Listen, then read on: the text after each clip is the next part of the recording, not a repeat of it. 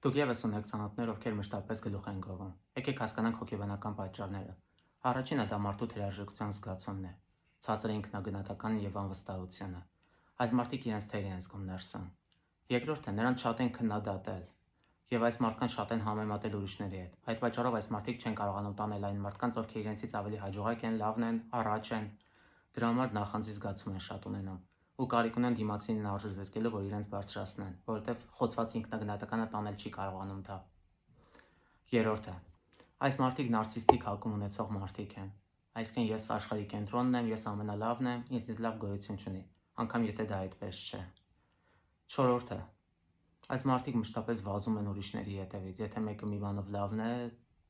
դա տանելի չէ։ Այս ամենը ձևավորվում է մանկության շրջանում։ Ծնողների սխալ դաստիարակության արդյունքում մշտապես համեմատելու, քննադատելու, թերարժեքություն առաջացնելու։ Այս մարդկանց մեջ շատ են հաջողակ մարդիկ։